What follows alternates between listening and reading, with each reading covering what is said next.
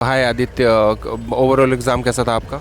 Overall मेरा exam अच्छा गया और इवन आसान क्वेश्चंस भी थे। फिज़िक्स तो पूरी फार्मूला बेस्ड थी, मोस्टली 15 क्वेश्चंस के आसपास फार्मूला बेस्ड थे। बहुत ही कम थे जो मुश्किल थे और 12th की वेटेज ज़्यादा थी। फिज़िक्स में? जी 12th की वेटेज ज़्यादा थी।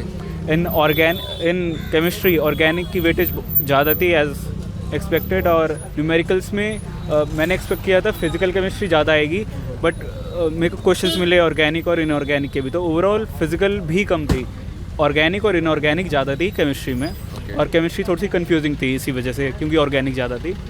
मैथ्स लेंदी और टफ था, बट इसमें भी 3 से 4 आसान सवाल आसानी से निकल गए थे। सेट्स के थे और लाइक वेक्टर के भी 2 से 3 सवाल थे वेक्टर 3D के, और उनमें से 1-2 आसान थे जो आसानी से निकल गए थे। और क्रेमर्स रूल का एक सवाल था।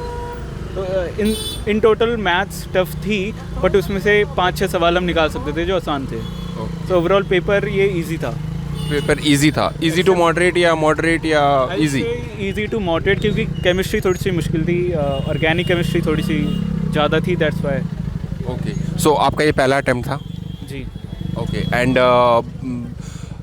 और चैप्टर्स, मतलब कि अगर हम फिज़िक्स से पूछे तो मेजॉरिटी ऑफ चैप्टर्स कौन से थे जिनसे क्वेश्चंस पूछे थे? करंट इलेक्ट्रिसिटी एंड काइनेमेटिक्स की वेटेज थी, 2 से 3 सवाल थे। And magnetic effect of current, इसके भी क्वेश्चंस थे। और मैं जो याद कर पाता हूँ यही था। ओके, एंड आप बेसिकली आपका बोर्ड कौन सा है? CBSE। CBSE से? ओके, एंड कोई ग्लिच आपको मिला एग्ज़ाम सेंटर पे या इशू मिला आपको पेपर सॉल्व करते time? No. All was good? Okay, thank you, all the best.